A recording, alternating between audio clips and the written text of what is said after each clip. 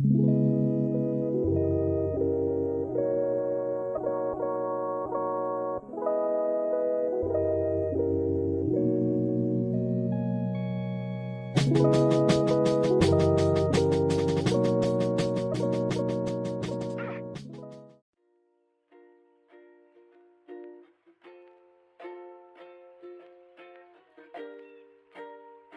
first type of plant I've ever bought was cactuses. The main reason why I bought cactuses was because it's easy to manage, and I didn't really have any experience yet with being a plant mom. So I was like, let's start easy. Let's start with cactuses.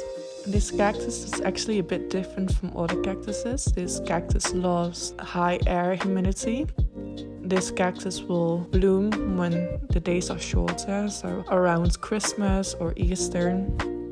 The growth of this plant can be very diverse. It can be small, round, long, thick, etc. This plant doesn't need that much water, so it's easy to manage. This short-leaved aloe is actually found in its natural habitat, but it's also a very popular plant to use in desert gardens.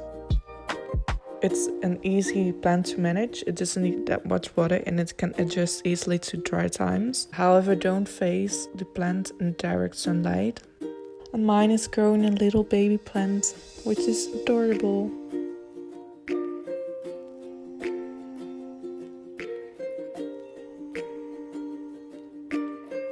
When I first saw this plant at the store, it was actually doing pretty bad. I felt the need to buy the plant and take care of it, and I'm very happy to say that the plant is now doing much better.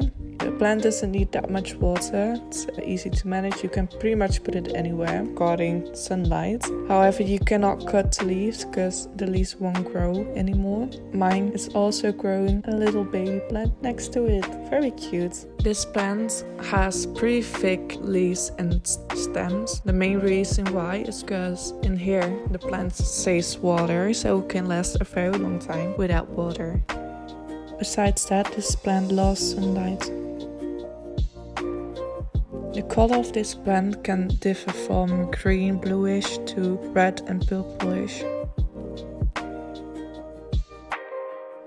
This plant also loves sunlight and doesn't need that much water.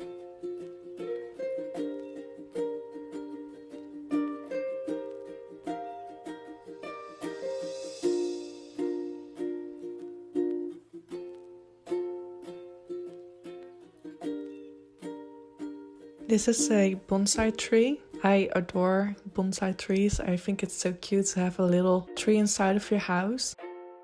The bonsai tree doesn't like shadows and temperatures beneath 15 degrees, and it also loves high air humidity.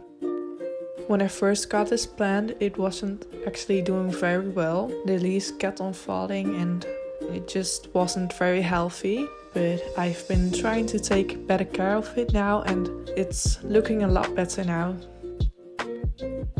This is the biggest plant I own and it's also very easy to manage in my opinion. At first I thought this plant needed quite a lot of water, but that isn't actually the case. It doesn't need that much water. Mine does very well in the shadows as in the sunlight. As you can see, some leaves do not have holes in it because these leaves are very young. I also have a couple of new leaves that do have holes in it, which means the plant is doing well. This is my banana plant. This plant loves sunlight and water, and in nature this plant grows in a tropical zone, so it's nice for the plant to dampen the leaves every now and then. After a while, the bottom leaves will turn brown, which means the leaf is getting old, and after a while you can cut this off and new leaves will grow from the top of the plant.